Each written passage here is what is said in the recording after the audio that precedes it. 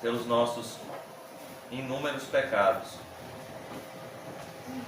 Senhor, o Senhor conhece quem somos de fato. E nós não queremos fingir uma espiritualidade que não temos, nem acender, Pai Santo, fogo estranho no teu altar, como fizeram Nadab e Abiú. Por isso, Pai, nós pedimos a tua graça nessa noite. Pedimos, Pai, que o Senhor limpe o nosso coração de toda a raiz de amargura e nos ajude a perdoar, assim como o Senhor nos perdoou em Cristo. Senhor Deus, obrigado pela vida de cada irmão e irmã, cada pequenino e pequenina que o Senhor trouxe aqui nessa noite. O Senhor Jesus orou, graças te dou, ó Pai, porque o Senhor se ocultou dos sábios e dos instruídos e se revelou aos teus pequeninos. Oh Deus, como é difícil para um homem orgulhoso desfrutar da tua presença, pois a Bíblia diz que o Senhor resiste aos soberbos, mas concede graça aos humildes. Afasta, Senhor, do nosso coração toda a soberba, toda a vaidade, tudo que nos afaste do primeiro amor e da verdadeira comunhão contigo. Nós queremos, Senhor, sentir a tua presença viva e real no nosso meio,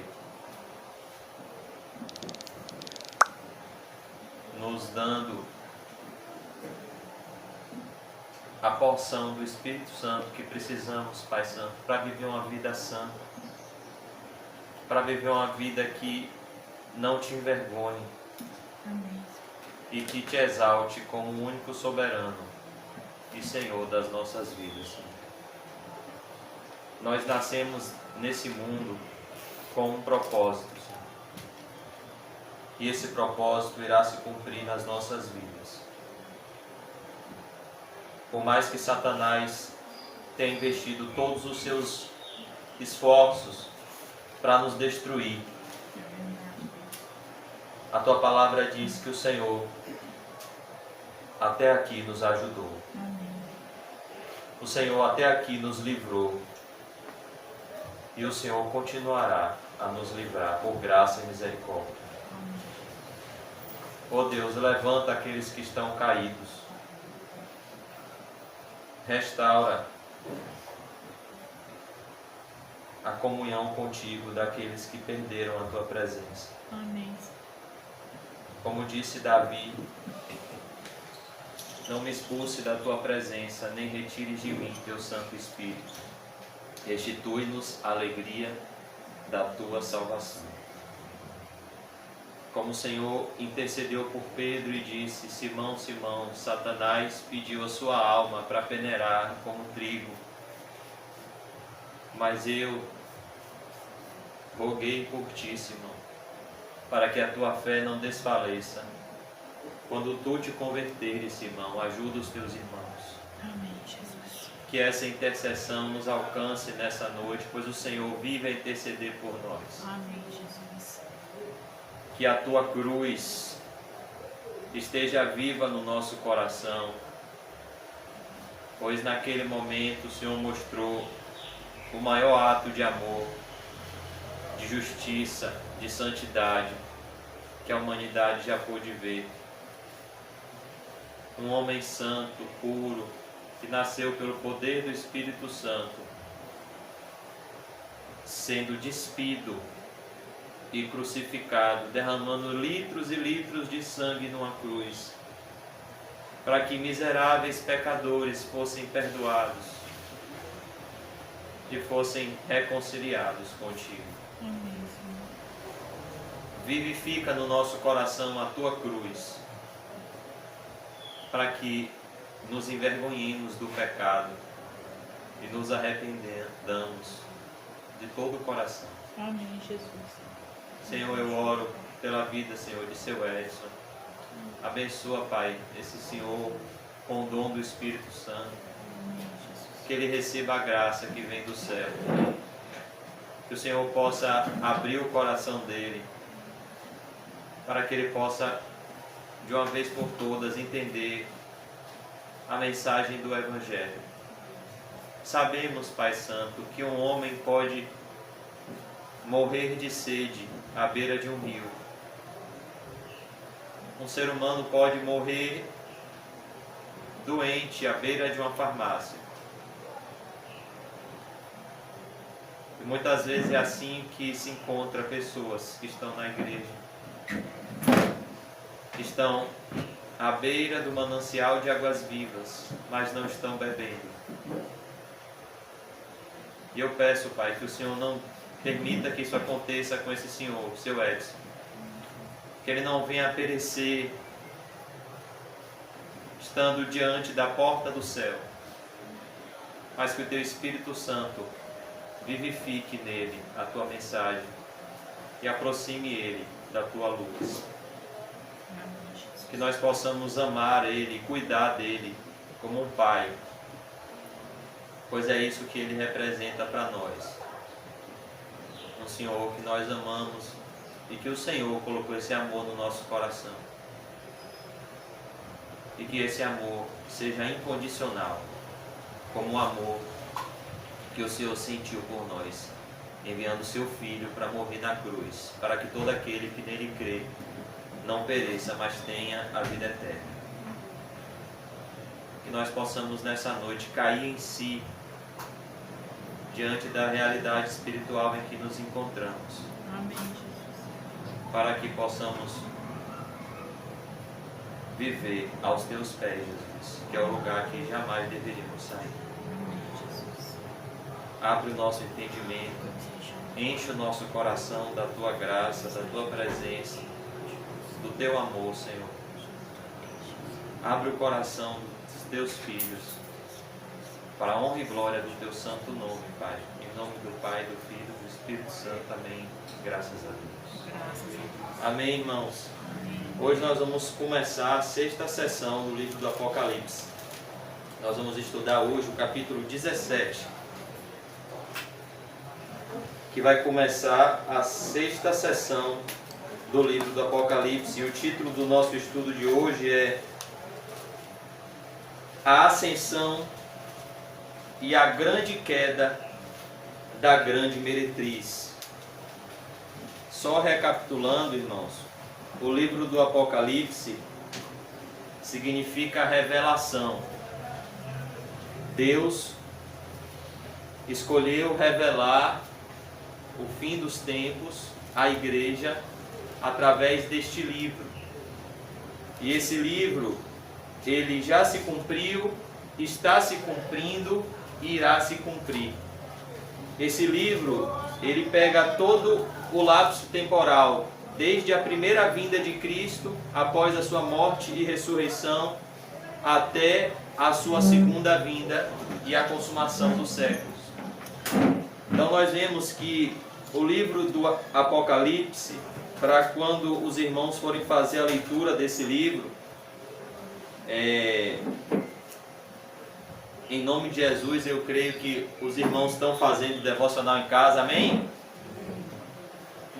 Estão fazendo o estudo da palavra de Deus. E pelo menos o Novo Testamento, nós temos que nos esforçar para sempre estar lendo.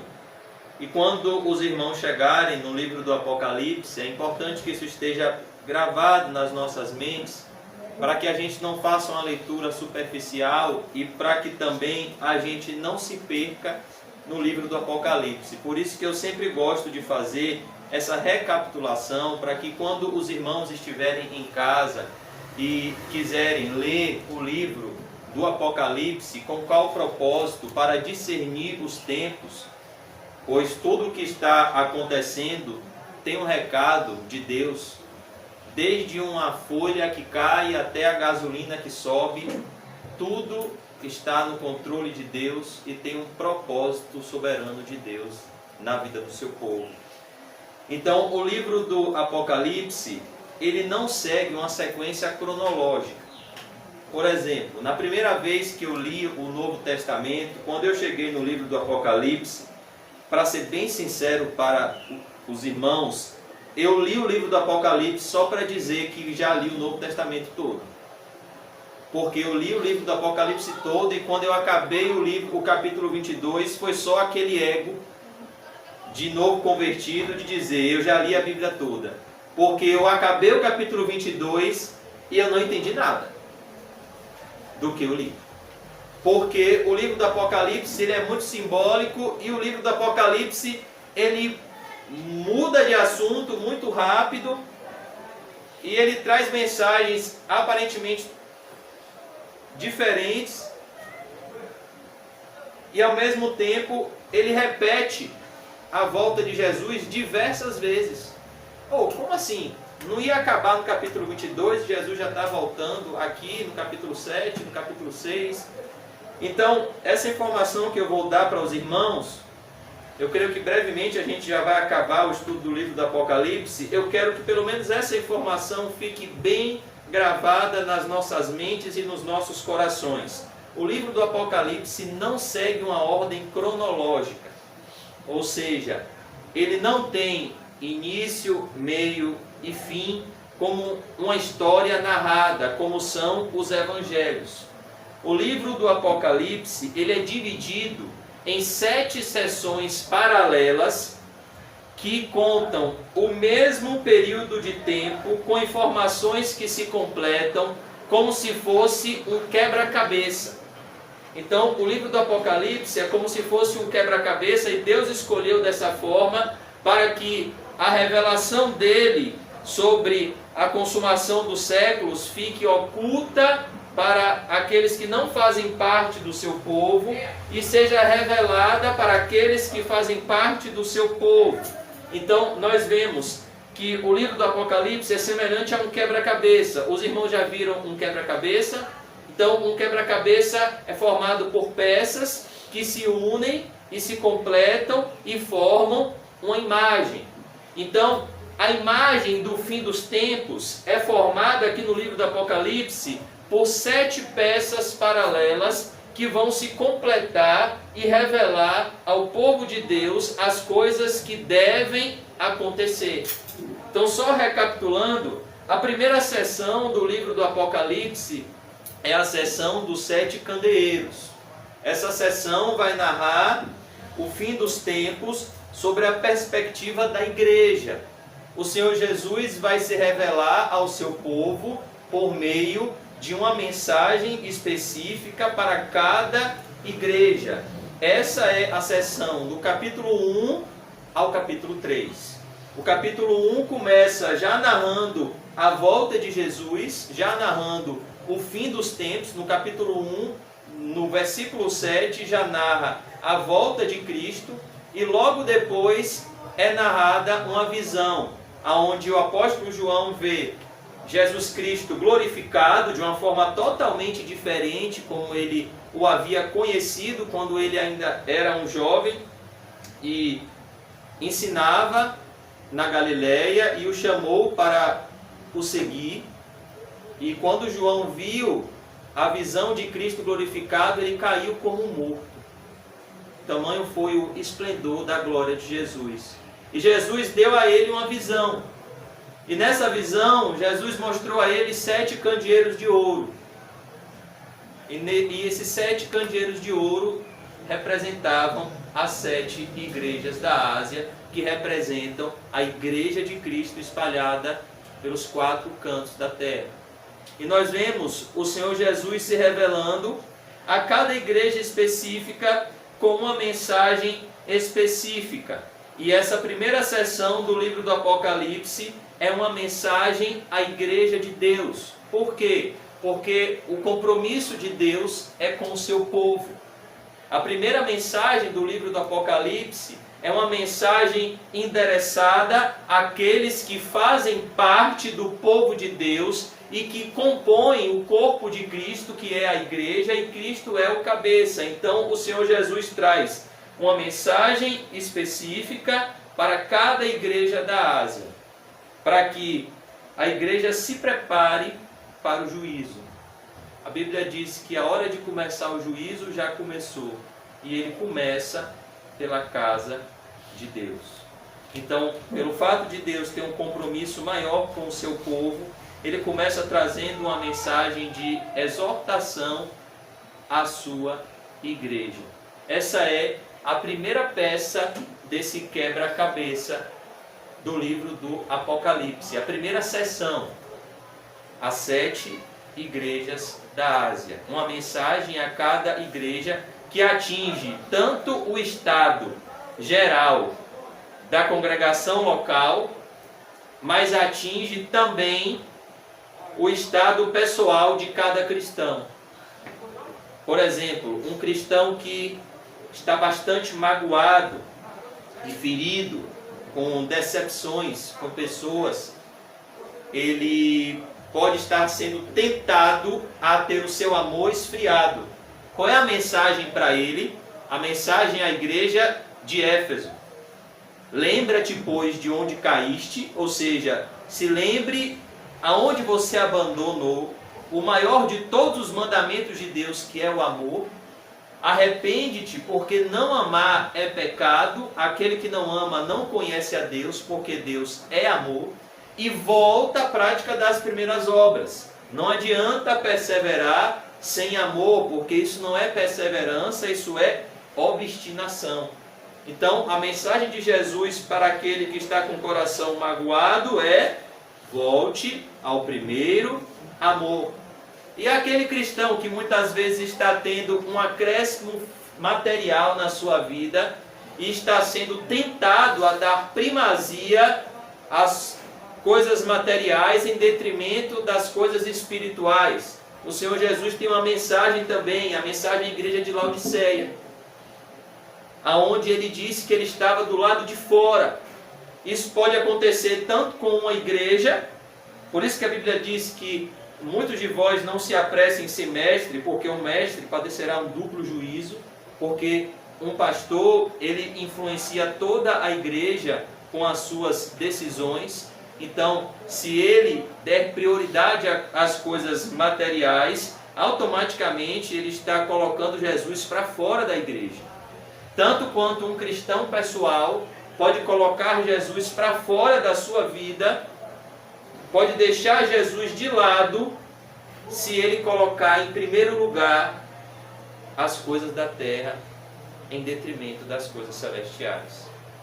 E Jesus disse à igreja de Laodiceia: eu estou do lado de fora. Eu estou na porta e bato.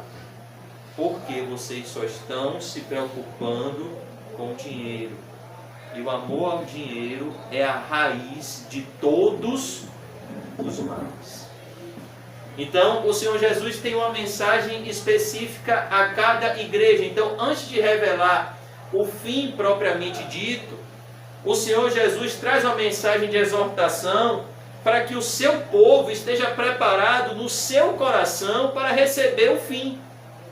É por isso que o Senhor Jesus começa na primeira sessão trazendo uma mensagem de exortação para a igreja, para que a igreja seja exortada, se arrependa e tenha azeite nas suas lâmpadas, como as virgens prudentes, quando o noivo chegar.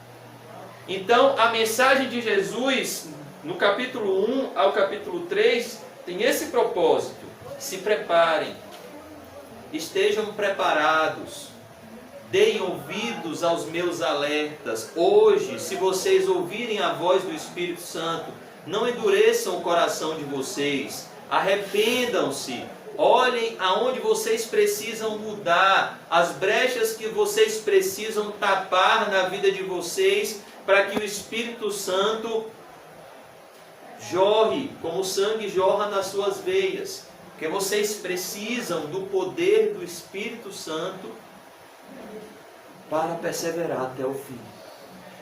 A vida cristã, ela é sobrenatural do início ao fim. Porque o Senhor Jesus Cristo disse que se a nossa justiça não exceder em muito a dos escribas e fariseus, nós não entraremos no reino dos céus. Ou seja, se o nosso cristianismo não estiver alicerçado no amor, se a nossa motivação não for pura, não for o puro amor por Jesus, se a nossa religiosidade for somente uma teatralização, como eram os fariseus, nós não vamos entrar no céu. A nossa adoração deve ser, como o Senhor Jesus diz à mulher samaritana: Deus está à procura dos verdadeiros adoradores, que adoram ao Pai de que forma? Em espírito e em verdade. Então, é por isso que o Senhor, em primeiro lugar, traz essa mensagem às 7 igrejas, para que os cristãos se corrijam, como está escrito em 1 Coríntios 11, 32, nós somos disciplinados pelo Senhor. O apóstolo Paulo diz no texto da ceia: olhe, se nós julgássemos a nós mesmos, se nós analisássemos a nós mesmos, se nós fizéssemos autoexames honestos à luz da palavra de Deus, nós não precisávamos ser disciplinados pelo Senhor. Mas como nós não fazemos isso como deveríamos fazer, nós somos disciplinados pelo Senhor. Com que propósito? Para não sermos condenados juntamente com o mundo. Porque a prova do amor de Deus é justamente a sua correção. E é por isso que o Senhor Jesus se aparece a cada igreja, ele se revela ao anjo de cada igreja, ele se revela ao pastor de cada igreja, ao mensageiro de cada igreja, e ele traz uma mensagem ao mensageiro, porque a Bíblia diz lá em Efésios 4:11 que uns para evangelistas, outros para pastores e mestres. Com que propósito? Tendo em vista o aperfeiçoamento dos santos. Então, o pastoreio não é uma profissão. O pastoreio está fazendo a mensagem à igreja. Ele se revela primeiro ao seu povo. Se der mais alguma coisa, não, pode tá tirar, certo. Viu? Não, tá ótimo. Para não estar atrapalhando. Não, já tá. Que quem não veio, depois ora. Podia vir, não veio. A pandemia já passou, o povo ainda quer ficar em casa. Então, vamos lá. Então, irmãos, a primeira sessão do livro do Apocalipse é uma mensagem à igreja. É uma mensagem ao povo de Deus. Essa é a primeira peça desse quebra-cabeça. Então você já tem um primeiro aspecto do fim dos tempos. A igreja vai estar cheia de problemas. Tem igreja que Jesus está do lado de fora. Tem igreja que está tolerando heresia. E Jesus disse: o amor havia se esfriado, e Jesus disse: volte ao primeiro amor. Tinha igreja que, embora tivesse recebido o conhecimento correto, estava sem o Espírito Santo, e Jesus disse: vocês têm nome de que vives, mas estão mortos. A igreja de Sardes. Então diz a eles que eles tinham uma riqueza que o mundo não conhece, que é a riqueza do Espírito Santo. E qual a mensagem de Jesus a eles? Sejam fiéis até a morte, e vocês receberão a coroa da vida eterna. Então, Deus revela como a igreja vai estar antes de Jesus voltar. Esse é o primeiro cenário, é a primeira peça desse quebra-cabeça. E logo depois nós vemos a segunda sessão do livro do Apocalipse, como uma peça que se completa, que é a sessão dos 7 selos. No capítulo 4 do livro do Apocalipse, nós vemos a visão do trono, que é uma visão linda. Se os irmãos puderem ler depois o capítulo 4 do livro do Apocalipse, é maravilhoso, porque o apóstolo João é levado até o trono de Deus e ele vê uma visão maravilhosa. Ele vê um trono lindo, envolto num arco-íris, cheio de pedras preciosas, e ele vê aquele que está assentado no trono. Ele vê seres celestiais que clamam de dia e de noite: Santo, Santo, Santo, é o Senhor dos Exércitos, o Todo-Poderoso. E ele tem essa visão do trono de Deus, porque Deus, antes de revelar o fim ao seu povo, ele revela a sua soberania, ele revela o seu alto e sublime trono. Ele quer mostrar que ele está no controle de tudo, que ele está no controle das igrejas, que ele está no controle dos acontecimentos da história e que ele deve ser adorado, porque ele é o Criador dos céus e da terra. Então nós vemos o que acontece no céu. Todos se prostram e adoram a Jesus. É assim que termina o capítulo 4 do livro do Apocalipse. Até que no capítulo 5 nos é revelado um livro selado por dentro e por fora com 7 selos. E foi procurado um homem que fosse digno de abrir o livro e de desatar esses selos. E esse homem não foi achado. Até que um homem foi achado, e é Jesus. E ele então é digno de abrir o livro e desatar os selos. E no capítulo 6 se inicia a abertura dos selos, que representam o fim dos tempos, através de acontecimentos que são decretos de Jesus, pois é ele que abre os selos. E quando ele abre cada selo, coisas acontecem na terra. O mundo entra em colapso. A igreja é extremamente perseguida. Nós vemos nos selos que são representados na figura de cavalheiros. Nós vemos a realidade das guerras. Nós vemos a realidade de terremotos. Nós vemos a realidade de tsunamis. Tudo que está acontecendo e já aconteceu no nosso mundo. Nós vemos a realidade da desigualdade social. Enquanto uns têm muito, outros têm pouquíssimo. Às vezes não tem nada. Então cada selo revela o que irá acontecer com a humanidade antes da volta de Jesus. E o último selo culmina com a volta de Cristo e o assombro dos ímpios. E logo depois, no capítulo 7, nós vemos uma visão linda, maravilhosa, dos cristãos, da igreja glorificada no céu, aonde um ancião, João pergunta para um ancião no céu: quem são estes de vestiduras brancas?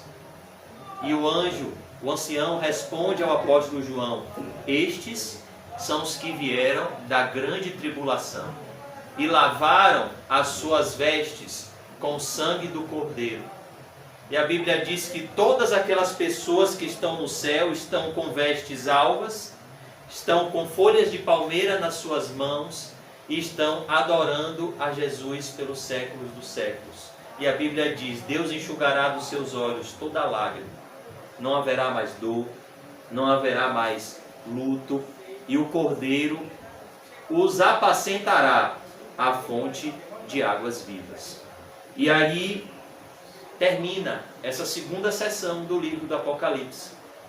Termina no capítulo 7.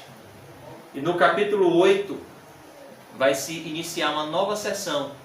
Por que eu estou falando isso? Porque às vezes quando acaba o capítulo 3, se você lê o capítulo 4 e o 5 de uma forma cronológica, você pode se perder. Então quando você estiver lendo Apocalipse na sua casa, você tem que ter marcado. Se possível, pegue uma caneta e marque na sua Bíblia. Quando terminar o capítulo 3, você coloca primeira sessão. Aí está lá, aqui está marcado. Então, acabou o capítulo 3, você leu a primeira sessão, a sessão dos 7 candeeiros. Começou o capítulo 4, você vai colocar segunda sessão, marcar lá na sua Bíblia. Agora vai começar a sessão dos 7 selos. Quando começar o capítulo 8, você vai marcar lá, terceira sessão. Ou seja, agora a mesma história vai ser contada em uma perspectiva diferente, que é a sessão das 7 trombetas. O apóstolo João vai ver o santuário no céu e ele vai ver um incenso de ouro, uma taça de ouro, que sai um incenso que são as orações dos santos. E logo depois ele vai ver anjos tocando trombeta em resposta às orações dos santos. Então vai se iniciar essa nova sessão do livro do Apocalipse, que já traz ensinamentos maravilhosos que se completam, mostrando que a súplica de um justo pode muito em seus efeitos. O capítulo 6, na sessão dos selos, quando a igreja é perseguida e os mártires são mortos, a Bíblia diz no capítulo 6, verso 9, que os mártires estão lá embaixo do trono, ao redor do trono, clamando: até quando, soberano Senhor, o Senhor não vai vingar o nosso sangue? E logo no capítulo 8, na sessão das 7 trombetas, o Senhor Jesus revela que Deus não só ouve a oração dos santos, não só responde às orações do seu povo, mas ele age em resposta às orações do seu povo. Por isso a Bíblia diz assim: a súplica de um justo pode muito em seus efeitos. Uma oração pode mudar tudo. A grande questão é que a oração é simples demais e nós somos orgulhosos demais, então nós desprezamos. Mas às vezes, para que tudo mude, você só precisa obedecer um mandamento: feche a porta do seu quarto, ora ao teu pai que vem em secreto, teu pai que vem em secreto te recompensará. Resolveu o problema. Oração. Oração. Uma oração pode mudar tudo. Nós vemos isso em inúmeras passagens da Bíblia. Inúmeras passagens nós vemos essa realidade. A oração mudando situações humanamente impossíveis de serem mudadas. E então se inicia essa sessão das 7 trombetas, e essa sessão revela o fim dos tempos através do juízo de Deus sobre os ímpios e ao mesmo tempo do chamado de Deus da igreja em ação, chamando os ímpios ao arrependimento em uma vida missionária.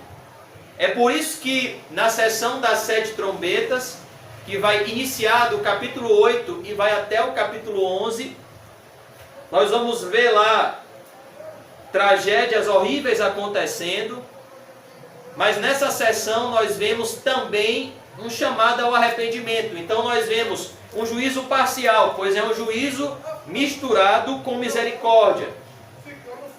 Nos é mostrado uma passagem assustadora no capítulo 9, quando uma trombeta toca e a Bíblia diz que demônios serão liberados para atormentar aqueles que não têm o selo de Deus na sua face, aqueles que não têm o Espírito Santo. E a Bíblia diz em Apocalipse 9:6 que os homens irão procurar a morte. E a morte não vai se permitir ser encontrada pelo homem. Deus vai dar um período de intenso sofrimento à humanidade. Mas esses gafanhotos, esses demônios não vão poder nem tocar naqueles que têm o Espírito Santo, o selo de Deus. Para que Deus faça uma grande diferença entre os que servem a Deus e os que não servem a Deus, e para que através desse sofrimento haja arrependimento. Em uma trombeta que toca, 1/3 de todos os habitantes da terra vão morrer. Para quem pensa que Deus não mata, Apocalipse destrói essa ideia. Porque o livro do Apocalipse é justamente Deus destruindo tudo e fazendo novos céus e nova terra onde habita a justiça. Então nós vemos a importância da palavra de Deus no capítulo 10, que é a continuação do ressoar de uma trombeta, João vê um livrinho. E esse livrinho, que é apresentado através de um anjo, ele recebe a ordem de comer esse livrinho e profetizar às nações. A Bíblia diz que quando ele come esse livro, ele é doce como mel na boca. Mas quando desce ao estômago, ele é amargo. Mostrando do que é a palavra de Deus. Quando você conhece, quando você está na teoria, é muito bom, é maravilhoso, mas quando você pratica no seu viver diário, ela se torna amarga. Ela se torna desagradável para a nossa natureza humana. E no capítulo 11 nós vemos a igreja em ação. Nós vemos uma visão da igreja através de um santuário, uma visão da falsa igreja através de uma parte do santuário que não está protegida por Deus e está profanando o nome de Deus. E nós vemos a figura de duas testemunhas. E essas duas testemunhas, muitos falam ali é Moisés e Elias. Essas duas testemunhas não são literais. Porque muitas vezes, lá na frente, se o Apocalipse se cumprir, por que está lá duas testemunhas e não tem só 2 cristãos na terra? Quer dizer que só vão ter 2 cristãos profetizando no mundo inteiro? Não. Quando o Senhor Jesus envia os seus discípulos, ele os envia de 2 em 2. Essas duas testemunhas têm um símbolo. Essas duas testemunhas, elas representam a igreja de Deus em ação, recebendo poder para pregar o evangelho e cumprir a sua missão, mesmo diante de qualquer oposição. Porque o Senhor Jesus Cristo disse: todo poder e toda autoridade me foi entregue nos céus e na terra. Por isso, ide por todo mundo e pregai o evangelho a toda criatura. E eu, que tenho todo o poder, enquanto vocês estiverem executando a minha ordem de pregar o evangelho a toda criatura, eu que sou todo-poderoso, estarei com vocês todos os dias até a consumação dos séculos. Por isso que você vai ver as duas testemunhas fazendo muitas vezes sinais miraculosos. Ali representa a igreja de Deus em ação e representa a rejeição à mensagem de Deus. Porque essas duas testemunhas são mortas em praça pública, e quando as pessoas souberam que elas morreram, elas começaram a dar presentes uns aos outros. Então Deus os ressuscitou e fez com que todos vissem a glória de Deus através dessas testemunhas. E então o capítulo 11 vai terminar com a volta de Jesus, mais uma vez. E aí vai encerrar essa sessão das 7 trombetas. Então, quando acabar o capítulo 11 do livro do Apocalipse, o que é que você vai fazer com a sua Bíblia? Terceira sessão acaba aqui. Quando iniciar o capítulo 12, você vai marcar lá: quarta sessão começa aqui. Porque no capítulo 12 já vai se iniciar um tema totalmente diferente, que nada tem a ver com o capítulo 11. O capítulo 12 não é uma continuação do capítulo 11, que vai mudar totalmente de tema. João já vai ver uma mulher representando a igreja, e ele vai ver um grande dragão representando Satanás. Porque no capítulo 12 se inicia a quarta sessão do livro do Apocalipse, que é a sessão dos agentes do mal. Primeiro começando com o dragão e mostrando a queda do dragão do céu, como Satanás foi expulso do céu e desceu do céu com 1/3 dos anjos. A Bíblia diz: com a sua cauda ele levou 1/3 dos anjos, e como ele fez um grande alvoroço, e ao descer para a terra, a Bíblia diz que ele desceu com grande cólera, grande fúria da humanidade, sabendo que pouco tempo lhe resta. Então vai mostrar, Apocalipse 12, a grande oposição que Satanás faz. Ele fez ao povo de Cristo, ele fez a Cristo e agora ele faz a igreja.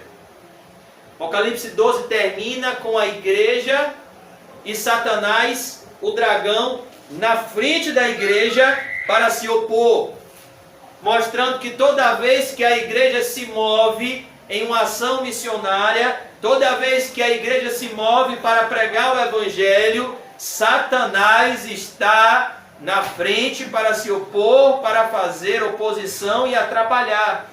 Por isso a Bíblia diz: nós não ignoramos os seus desígnios. E nós vemos no capítulo 13 os aliados de Satanás no fim dos tempos. A besta que emerge do mar, o anticristo, que é um líder político e militar, um governante mundial, que ascenderá de uma forma inesperada, que ninguém espera, irá governar o mundo inteiro em oposição a Deus, em oposição a Cristo. Ele se unirá com a besta, outra besta que aparece no capítulo 13, que é a besta que emerge do mar, que é a figura do falso profeta, que vai ter a aparência de cordeiro, mas vai falar como um dragão, que vai fazer grandes sinais e prodígios para que as pessoas adorem o anticristo. A Bíblia diz que o anticristo vai ser ferido de morte e vai ter uma aparente ressurreição para que as pessoas adorem a ele como se ele fosse o próprio Cristo. E ele vai receber autoridade para pelejar contra a igreja e vencer, perseguir a igreja e matar muitos cristãos. E Apocalipse 13, quando apresenta essa trindade do mal, o dragão, Satanás, o anticristo e o falso profeta, a Bíblia diz que o poder das trevas no tempo do fim vai ser tão grande que ele vai fazer uma estátua, uma imagem. E essa imagem vai receber fôlego.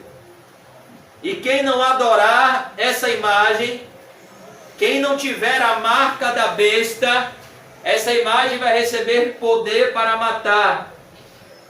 E a Bíblia diz que as pessoas não vão poder comprar nem vender sem a marca da besta. E a marca da besta é igual à besta. Como assim, irmão José? Ela já está no ar, mas ainda não se revelou. É igual o anticristo. O anticristo, o espírito dele já opera, mas ele ainda vai se revelar. Mas a marca da besta também vai ser literal, sim. As pessoas não vão poder comprar, não vão poder vender, não vão poder comercializar, se não se renderem ao sistema do anticristo. E será o período mais difícil da história da humanidade.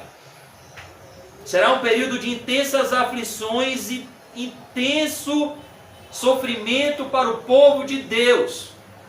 Por isso que logo no capítulo 14, após descrever esse intenso sofrimento, os cristãos empobrecendo, os cristãos morrendo, o anticristo reinando, a falsa religião imperando, João vai mostrar, vai receber uma visão do céu. Capítulo 14. Onde ele vai ver o cordeiro em pé no Monte Sião. E uma numerosa multidão entoando um novo cântico. Um cântico ao Deus verdadeiro. Semelhante ao cântico de Moisés. Semelhante ao cântico do cordeiro. E quando, antes que João pergunte, Jesus responde a ele. João, em Apocalipse 14, 4. Esses que estão aqui são aqueles que seguem o cordeiro por onde ele vai. Eles estão aqui porque eles são seguidores de Jesus. Eles não negaram a Jesus no período da grande tribulação. Então nós vamos ver a descrição do inferno. João também vai ver àqueles que se renderam à pressão do anticristo e não suportaram o sofrimento, o preço que irão pagar. E então, no capítulo 14, após ver o céu, João vê o inferno, em uma descrição assustadora. E depois ele vê a volta de Jesus, sobre a perspectiva de João Batista. Jesus voltando, essa sessão dos agentes do mal vai mostrar a volta de Jesus dessa forma. Jesus voltando com a pá na sua mão, recolhendo no seu celeiro os justos que estão maduros para a colheita e lançando fora os ímpios no inferno. Quando acaba o capítulo 14, o que é que você faz com a sua Bíblia? Você marca ela e você coloca: agora acabou a quarta sessão do livro do Apocalipse. Aí lá no início do capítulo 15 você coloca quinta sessão. E a quinta sessão é o capítulo 15 e o capítulo 16. E essa sessão vai falar das 7 taças da ira de Deus. E o que são as 7 taças da ira de Deus? Aquele é uma consequência da rejeição do homem em resposta, mesmo diante dos constantes avisos de Deus, dos constantes chamados de Deus ao arrependimento, visto que o homem não deu ouvidos ao chamado de Deus para que ele se voltasse para Deus, Deus então desce o seu juízo imparcial. É o que está escrito em Provérbios 29:1. O homem que muitas vezes é repreendido pelo Senhor será quebrantado de repente sem que haja cura. Aquele que não se arrepende diante dos constantes avisos de Deus, ele está caminhando para a destruição. Então Apocalipse vai falar das 7 taças da ira de Deus, que são 7 anjos, cada anjo com uma taça. E essa taça está cheia da cólera de Deus. E quando Deus manda, eles derramam essa taça. E essas taças, esse cálice da ira de Deus, chega na terra em forma de juízo, em forma de catástrofes, em forma de doenças mortais, em forma de situações assustadoras. O sol queimando os homens e eles morrendo por conta da ausência de arrependimento. Esse será o cenário da volta de Jesus. O apóstolo Paulo, em 2 Tessalonicenses 2, quando a igreja estava preocupada, e aí, quando vai ser a volta de Jesus? Será que a volta de Jesus vai ser agora? Será que já está muito próxima a volta de Jesus? O apóstolo Paulo diz assim: olha, ninguém vos engane. Antes que ele volte, virá a grande apostasia. Antes que Jesus volte, virá um grande abandono da fé verdadeira.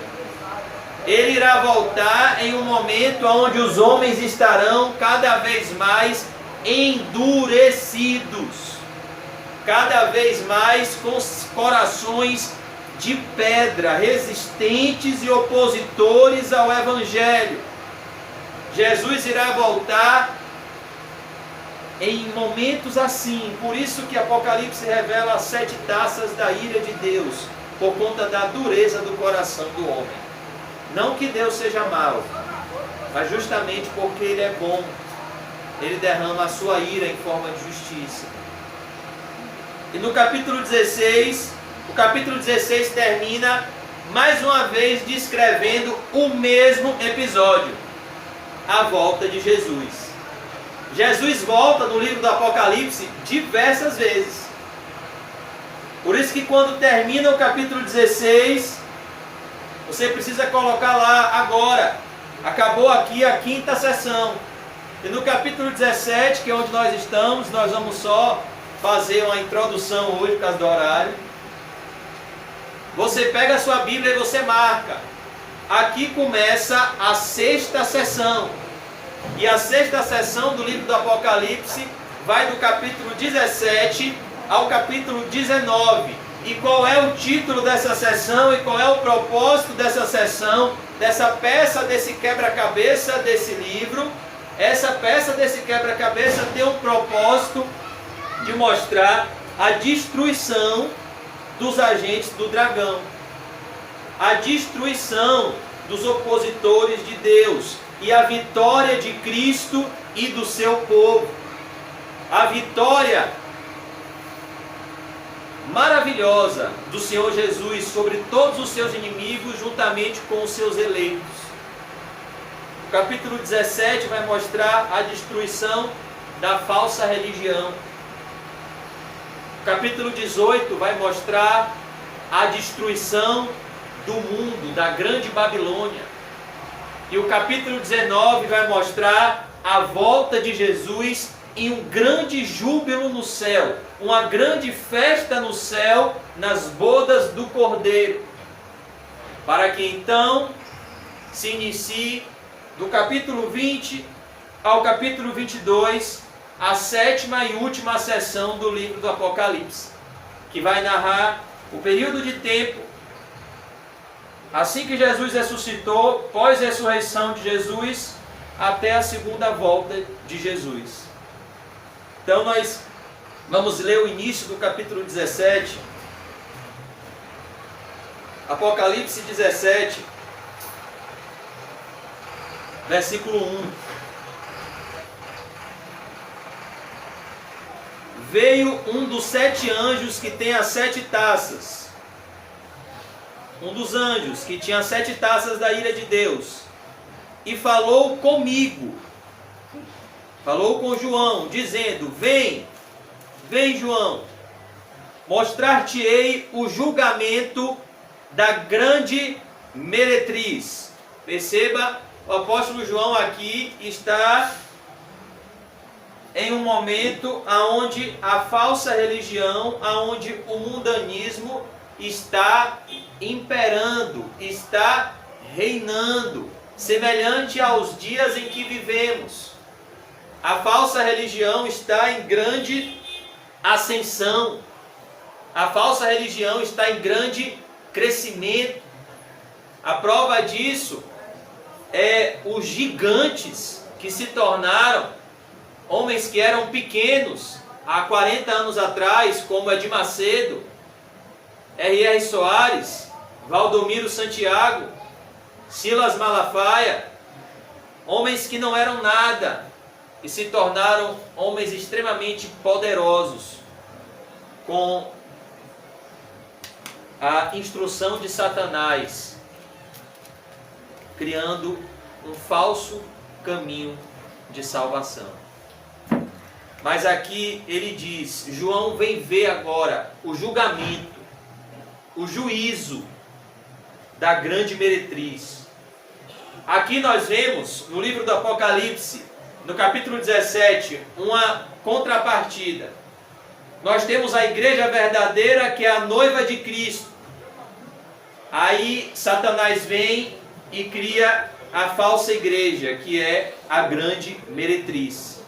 A igreja de Cristo é representada por uma noiva pura, virgem, sem mancha nem mácula, incontaminada. A falsa igreja, a falsa religião é representada por uma prostituta, por uma mulher vulgar, sem valores. É isso que representa aqui. Esse é um símbolo que Deus usa para o apóstolo João, para que a igreja pudesse compreender o que é uma falsa religião, o que é um falso mestre. Vem mostrar-te o julgamento da grande meretriz, que se acha sentada sobre muitas águas.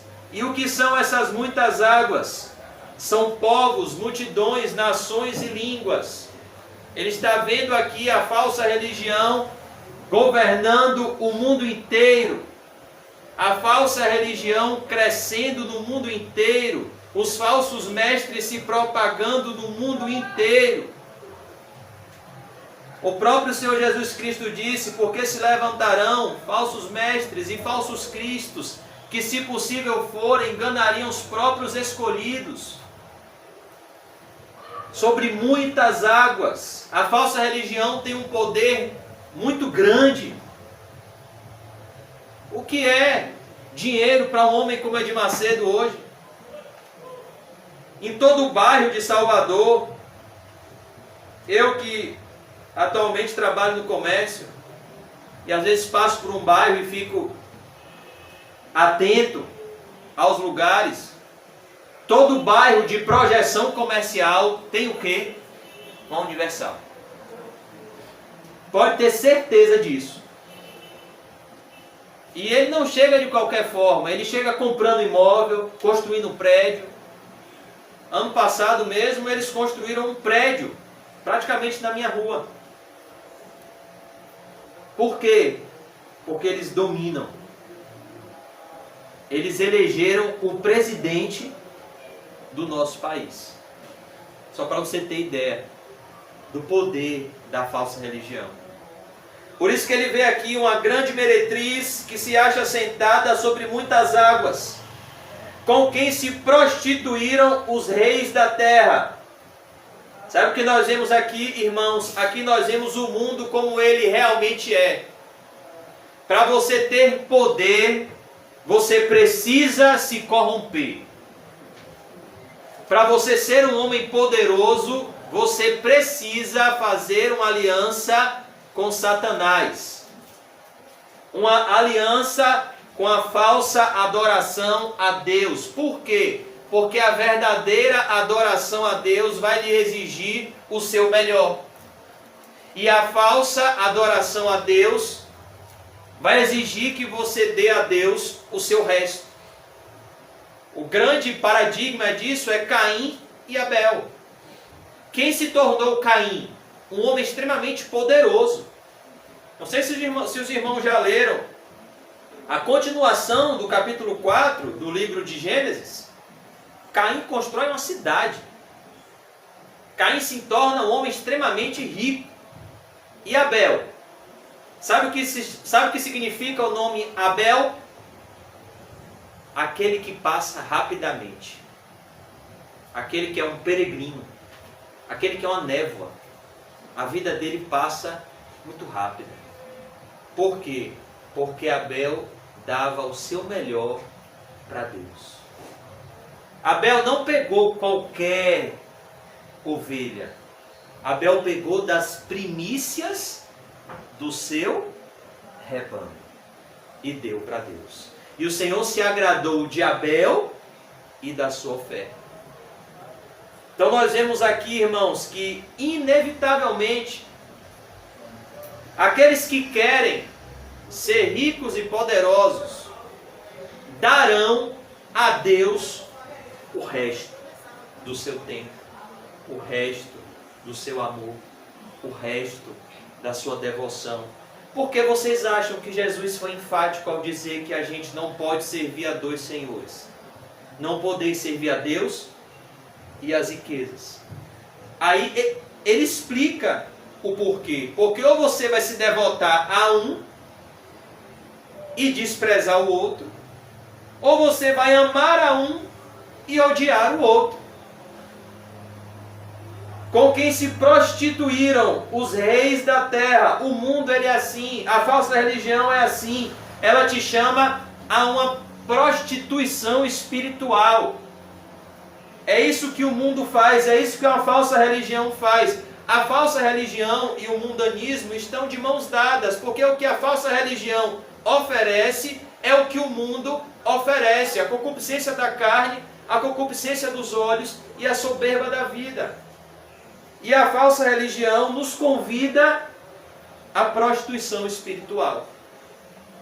A falsa religião nos convida a nos vendermos por conta de benefícios. Com quem se prostituíram os reis da terra, é o que a Bíblia diz. Aqueles que são amigos do mundo constituem-se inimigos de Deus. E o que é que uma falsa religião ensina? Em 1 João 4, 5, João diz o que um falso mestre prega e de onde ele vem. Ele diz assim: eles são do mundo, eles não são regenerados, eles nunca conheceram a Cristo. Por isso eles pregam o que o mundo quer ouvir e o mundo os ouve. No que consiste a mensagem dos falsos mestres? Satisfaça as concupiscências da sua carne. Os falsos mestres falam aquilo que o mundo quer ouvir. Por isso diz aqui, com quem se prostituíram os reis da terra. Irmãos, é impossível você ser um poderoso nessa terra sem se prostituir espiritualmente. É impossível você ser poderoso aqui na terra sendo fiel a Jesus em integridade. Por que você acha que Jesus disse no sermão da planície: bem-aventurados os pobres, porque de vocês é o reino de Deus? Porque é impossível. Impossível. Por isso que eu hoje estava pensando numa frase, que os ímpios estão fugindo da pobreza, estão lutando contra a pobreza, e os santos estão lutando contra o pecado. E muitas vezes eles morrem pobres, porque a luta deles é diferente. Lembrei de um testemunho de um pastor que foi visitar um irmão no seu leito de morte, e ele foi evangelizado só de ver esse irmão. Ele foi conversar com esse irmão, ele estava em câncer terminal, na UTI, e ele perguntou para esse irmão: e aí, meu irmão, você está precisando de alguma coisa, de uma cesta básica? Como é que está a sua casa? Está bem? E o irmão disse: pastor, minha casa está desmoronando, mas eu não quero nada, porque eu estou de malas prontas. Eu estou indo para a casa do Pai. Eu estou acabando, pastor, a minha luta contra o pecado. Daqui a alguns dias, Jesus vem me recolher e eu vou entrar na glória eterna. Essa é a vida de um cristão verdadeiro. Na luta contra o pecado, não sobra tempo para lutar pelo dinheiro. É por isso que o escritor aos Hebreus diz: ora, na vossa luta contra o pecado, vocês ainda não resistiram até o sangue. Sem santificação, ninguém verá a Deus. Sede santos, porque eu sou santo. Mas a maioria das igrejas que nós vemos uma prostituição espiritual.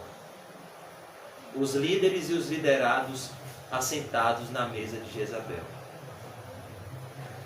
Continuação do verso 2: e com o vinho de sua devassidão. Olha que coisa, o que significa isso? O mundanismo, as concupiscências da carne, como nós vimos ontem, o pastor nos ensinou em Gálatas 5. As concupiscências da carne, as obras da carne, elas produzem um tipo de alegria. O vinho, na Bíblia, significa alegria.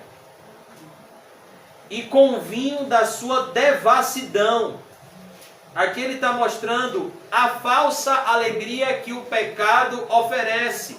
A falsa alegria que a grande meretriz, que a falsa religião oferece.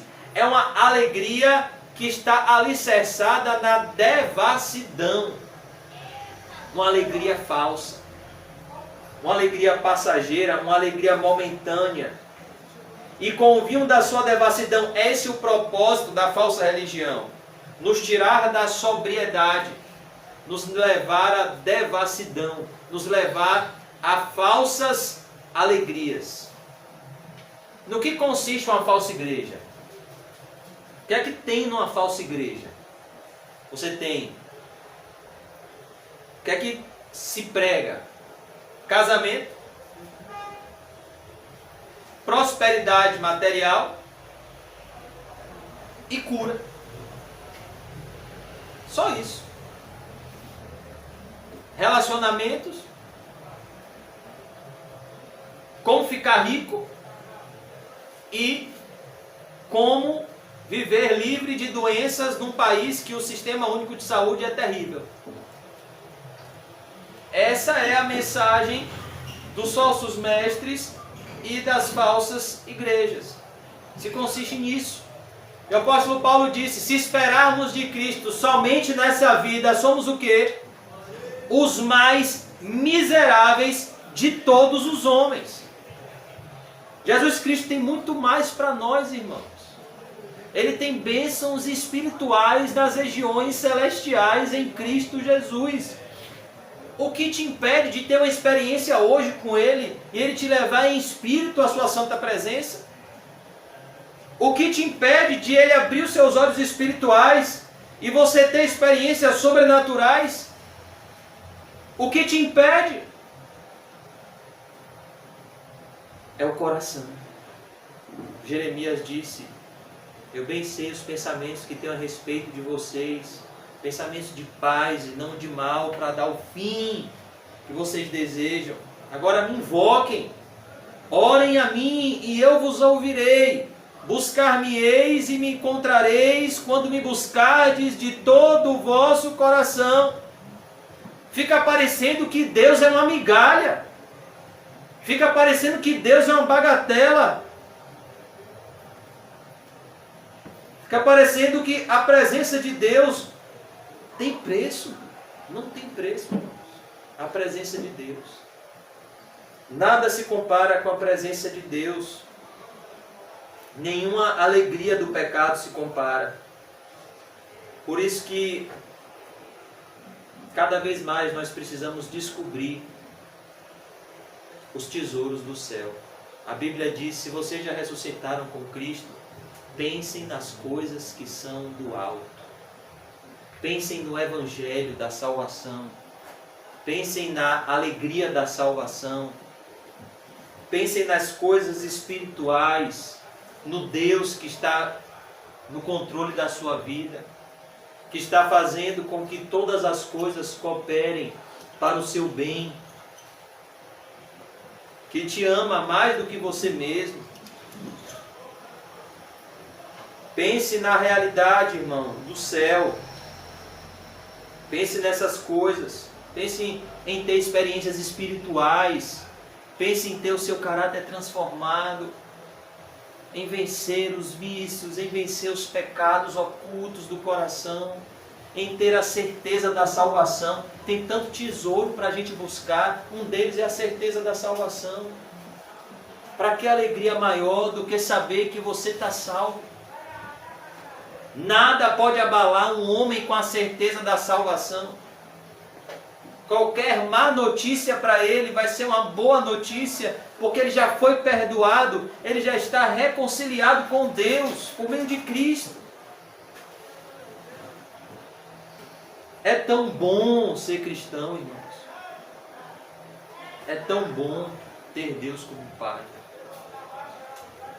Mas quando nós perdemos o primeiro amor, eu falo por mim, nós damos um testemunho tão feio.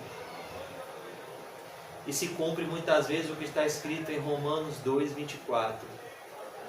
Eu li esse versículo hoje e fiquei tão triste. O nome de Deus é blasfemado entre os gentios por vossa causa. Quando um cristão dá um mau testemunho, é horrível. É muito triste. Por isso que o vinho de devassidão da falsa religião em nada tem a nos oferecer. O que é que a igreja precisa hoje? De cristãos contentes com Cristo. O que é que João Batista era? O maior homem nascido de mulher? Contente. Eu aprendi a viver contente em toda e qualquer situação. Se Herodes chegasse para João e dissesse: João, eu tenho aqui agora a melhor iguaria do reino. Eu mandei fazer um prato do Egito para você. João ia dizer: não, eu estou satisfeito com gafanhoto e mel silvestre. É o que o meu pai tem para mim. E o meu pai é bom. E a vontade dele é boa, perfeita e agradável. Eu quero comer gafanhoto e mel silvestre. João, eu vou lhe dar aqui a melhor roupa do Egito, uma roupa de linho finíssimo, não. Meu pai falou para eu me vestir com roupa de pele de camelo e um cinto de couro. Essa é a roupa que o meu pai me deu com todo o amor. Eu não quero. Eu estou satisfeito com o que eu tenho. Muito obrigado. O contentamento faz com que você não sinta inveja de ninguém. Por que eu vou sentir inveja se eu estou satisfeito com o que eu tenho? João, tem aqui para você a mulher mais bonita de Israel. Eu estou satisfeito, eu estou cheio do Espírito Santo. Eu estou tão cheio do Espírito Santo que eu nem estou sentindo necessidade disso. Olha que coisa.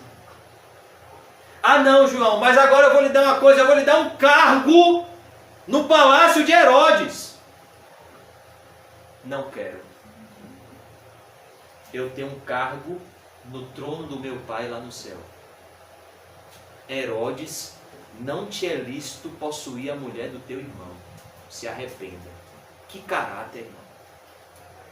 Que homem de Deus. Isso é homem de Deus.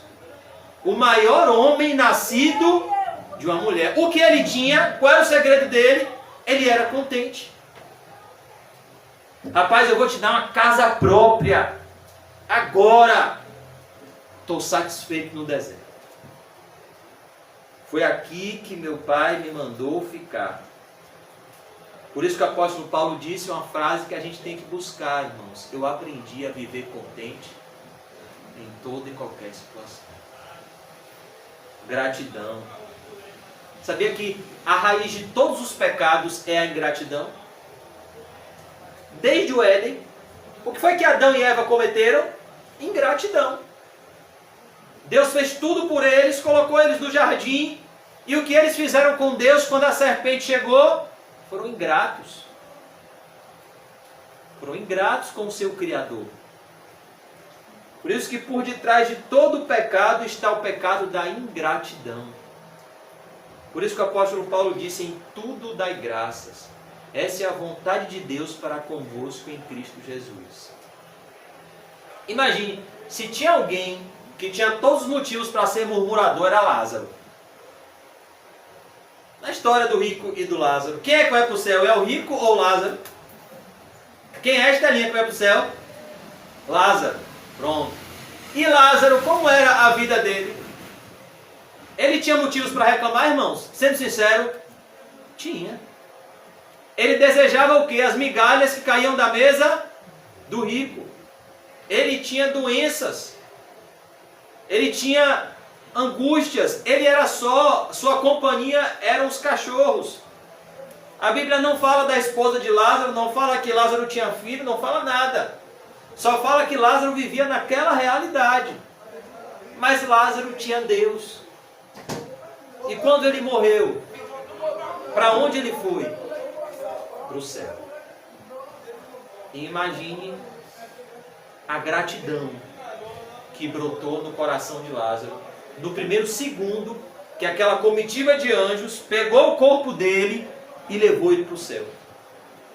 Meu Deus, eu nem sabia. Deus estava me abençoando com aquelas úlceras.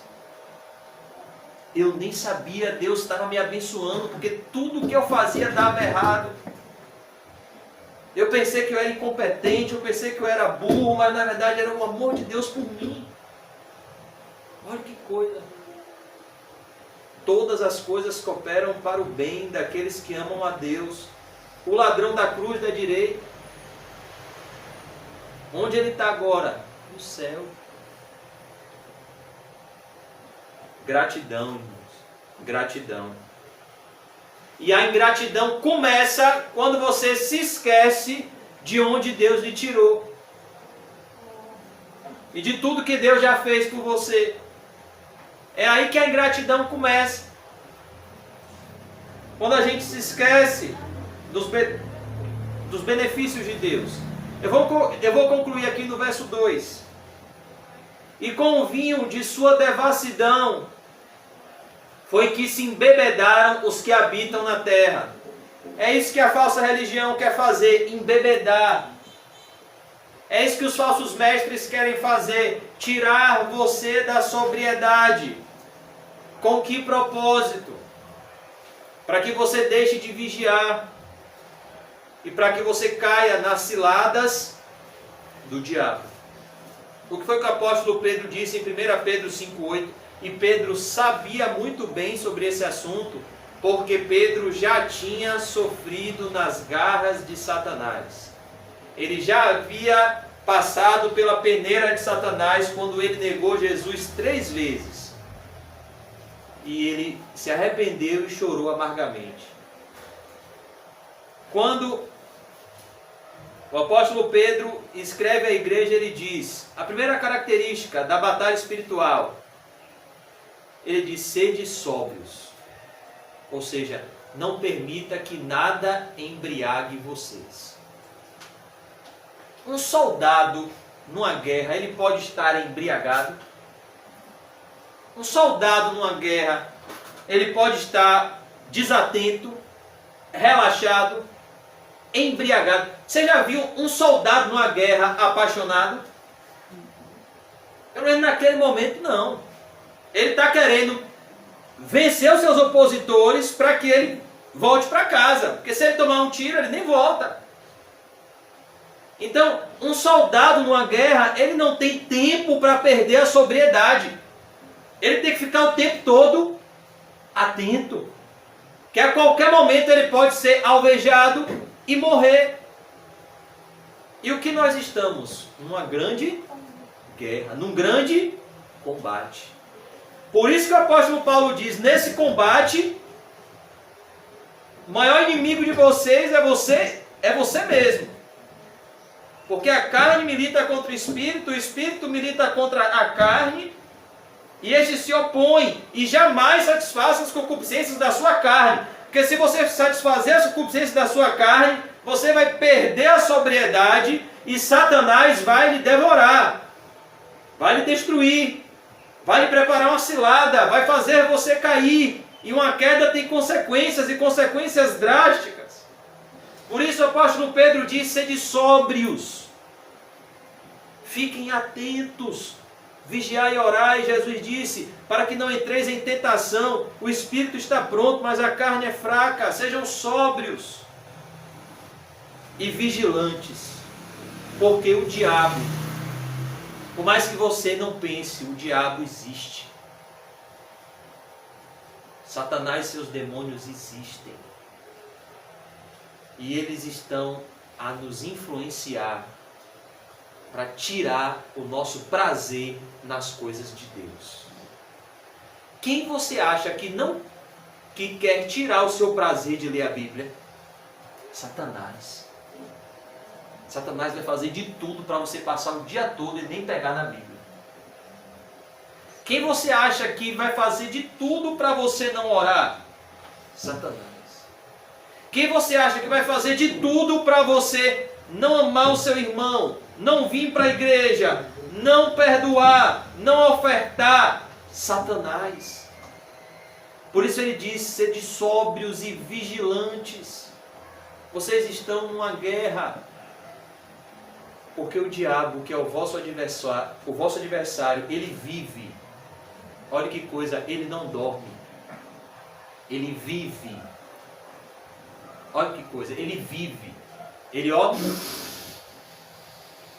ele respira, ele vive. Ele é o príncipe das potestades do ar. Ele é o espírito que agora opera nos filhos da desobediência. Ele não tem limites geográficos. Ele pode vir para aqui, atormentar um cristão, fazer um cristão cair, depois ele pode ir para o Japão, depois ele pode ir para os Estados Unidos, fazer o dia mal na vida de cada um. Ele tem um exército organizado, principados e potestades, hostes espirituais do mal nas regiões celestiais. E ele vive ao derredor, rugindo. Ou seja, ele faz o barulho de um leão, bramando como um leão. Ou seja, com vontade de devorar vocês, com vontade de envergonhar vocês, com vontade de levar vocês ao prazer do pecado, ao vinho da devassidão do mundo. Por isso a Bíblia diz: não vos embriagueis com vinho, onde há contenda e dissolução, mas enchei-vos do Espírito Santo. O que o apóstolo Paulo diz é: cuidado, Satanás vai querer tirar de você o prazer do Espírito Santo para colocar em você o prazer enganoso e momentâneo do pecado. É isso que ele faz. Ele quer colocar o homem no vício do sexo ilícito, no vício da droga, no vício da pornografia, no vício do álcool, para que o homem viva escravizado pelo pecado, no vício da falsa religião, no vício do dinheiro, no vício do trabalho. É isso que o diabo quer fazer. Ele quer nos prender, enquanto Jesus nos libertar. Por isso que Pedro diz: o diabo, que é o vosso adversário. Pedro tinha experiência como quem já tinha sofrido na mão do diabo. Se não fosse Jesus conversando pessoalmente com ele: Pedro, tu me amas, apacenta as minhas ovelhas. Pedro tinha tido o mesmo destino de Judas, porque ele jurou, ele praguejou. Pedro falou palavrão, disse: eu nunca conheci esse homem. O que ele fez foi muito grave, principalmente para ele, que era o melhor amigo de Jesus, só andava do lado de Jesus, e o traiu. Por isso ele disse: sede sóbrios, sejam vigilantes. Ele vive ao derredor, bramando como leão, esperando uma oportunidade. Ele só quer uma oportunidade para tragar, para destruir, para endurecer o seu coração, para deixar você de uma forma que você nem consegue mais ler a Bíblia, nem consegue mais sentir prazer nas coisas de Deus, nem consegue mais ouvir uma pregação, nem consegue mais vir para a igreja, ou quando vem para a igreja o coração está lá fora. É isso que Satanás quer. Às vezes Satanás, preste atenção no que eu vou falar, não quer nem tirar você da igreja. Às vezes ele quer te tirar só da presença de Deus e deixar você na igreja, fora da presença de Deus. Porque talvez na igreja, fora da presença de Deus, você vai ser mais útil na mão dele do que lá fora. Se um avião cair no centro de uma cidade e cair no meio do mar, ele causa mais estrago aonde? No centro de uma cidade. Se um avião cair ali na Piedade, 1h da tarde, onde está aquela muvuca, e ele cair no oceano e outro cair no Oceano Atlântico, qual avião vai causar mais estrago? O que caiu na Piedade. Então, Satanás prefere muito mais usar o apóstata dentro da igreja do que fora dela. Por isso que a Bíblia diz hoje: se ouvirdes a voz do Espírito Santo, não endureçais os vossos corações. Por isso a Bíblia diz: irai-vos, mas não pequeis. Não deixe o sol se pôr sobre a vossa ira. Não deis lugar ao diabo. Eu já vi isso acontecer na igreja. Pessoas que saíram da igreja por causa disso. O que o apóstolo Paulo diz é: não deixe o sol se pôr sobre a vossa ira. É: perdoe. Não guarde mágoa. Não deixe a raiz de amargura sair. Perdoe imediatamente. Limpe o seu coração. O maior de todos os mandamentos é o amor. Você deve amar até os inimigos. Então perdoe agora. Porque a mágoa, a amargura, o rancor, se você não tirar, se você não colocar para fora, amanhã, quando você acordar, ele vai estar maior. E o diabo vai começar a achar espaço no seu coração por conta desse pecado. É por isso que o apóstolo Paulo diz: irai-vos e não pequeis, não deixe o sol se pôr sobre a vossa ira. Não fique com raiva de ninguém. Não dê lugar ao diabo. Perdoe. Olhe para Cristo. A gente não tem desculpa para não perdoar, sabe por quê? Por mais que seja a pior pessoa do mundo, que essa pessoa fez conosco, não é pior do que o que nós fizemos com Cristo na cruz. Por isso, por mais que qualquer pessoa não mereça ser perdoada, o seu Salvador é digno de ser honrado. E Ele nos deu esse mandamento: nós devemos perdoar. Nós devemos amar. E é por falta de amor que o diabo acha espaço na maioria dos corações dos homens. Porque aquele que não ama, não conhece a Deus. Porque Deus é amor. E por se multiplicar a maldade, o amor de muitos se esfriará. Vamos orar, irmãos. Nós paramos no versículo 2. E eu vou pedir aos irmãos que orem nessa noite pelas nossas vidas pessoais e pela nossa congregação, para que nós retornemos ao primeiro amor. Todos nós, toda a igreja, nós oremos por isso, por um retorno ao primeiro amor. Porque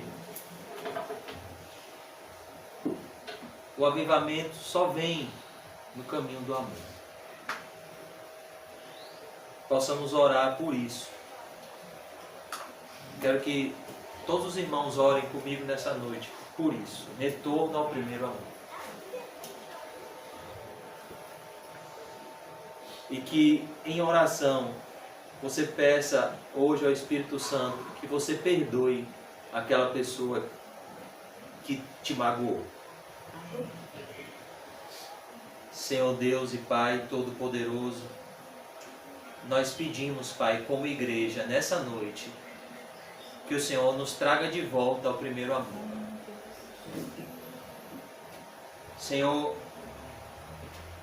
nossos corações estão tão distantes.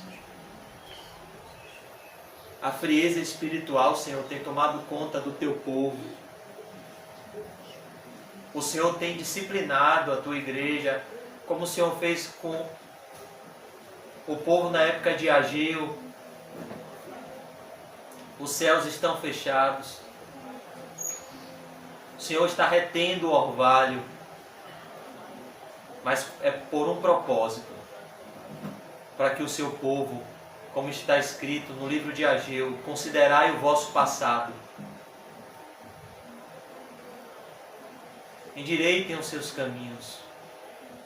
Como está escrito, Pai Santo, em 2 Crônicas 7,14, se o meu povo, que se chama pelo meu nome, se humilhar e orar e buscar a minha face e se converter, Pai Santo, dos seus maus caminhos, o Senhor ouvirá dos céus, perdoará os seus pecados e sarará a sua terra.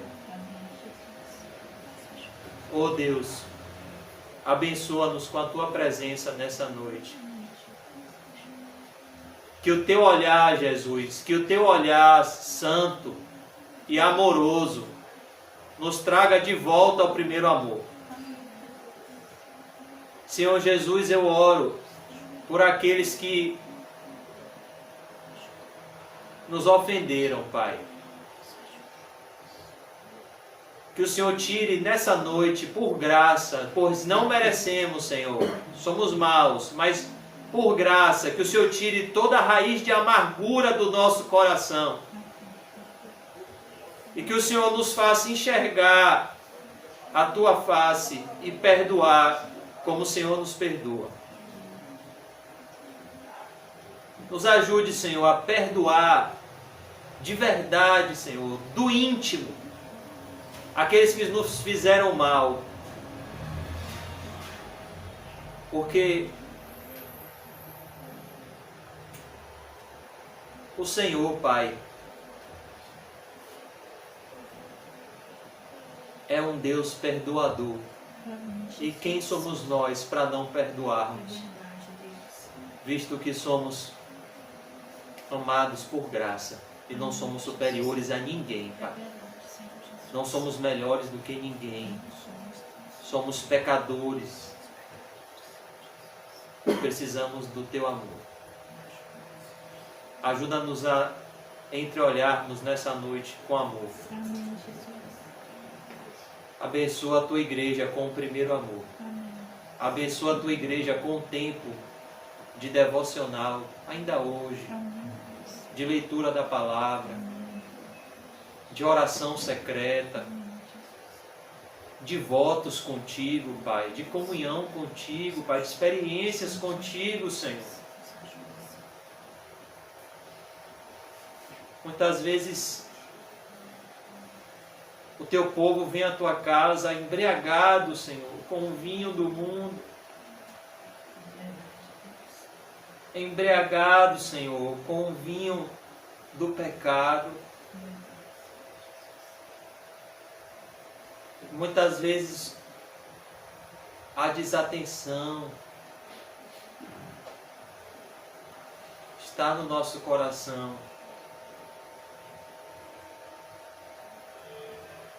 Aquece o nosso coração, Jesus, e nos traz para mais perto de Ti. Traz o nosso coração, Pai. Faz o nosso coração arder, como o Senhor fez com os discípulos no caminho de Emaús. Tira o coração de pedra, Jesus, daqueles que têm um coração de pedra, e dá um coração de carne, Senhor. Tira o orgulho, tira a soberba, tira a vaidade e coloca um quebrantado coração no nosso coração. Nos dá frutos dignos de arrependimento e uma visão clara do Teu Filho na cruz. Que o nosso coração seja limpo nessa noite, Pai.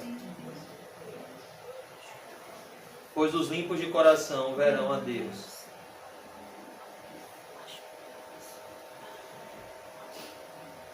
Nos leva de volta para os nossos lares na certeza, Senhor, de que o primeiro amor é a única saída e é a melhor saída para todos os nossos problemas. Como nos ensina o amado irmão Paulo, passarei a ensinar a vocês agora um caminho sobremodo excelente. Essa é a saída dos nossos problemas, Senhor. É o amor. Que tudo crê, tudo espera, que tudo suporta. Nos leve em paz para os nossos lares e nos enche desse santo mandamento. Amarás o Senhor teu Deus de todo o teu coração, alma, força e entendimento, e amarás o teu próximo como a ti mesmo. Nos enche desse santo mandamento, Pai. Glória a Deus. Em nome de Jesus. Amém. E graças a Deus. Graças a Deus. Amém, irmão. Pode ser bom. Diga para ele, é tempo de voltar ao primeiro amor. Glória a Deus.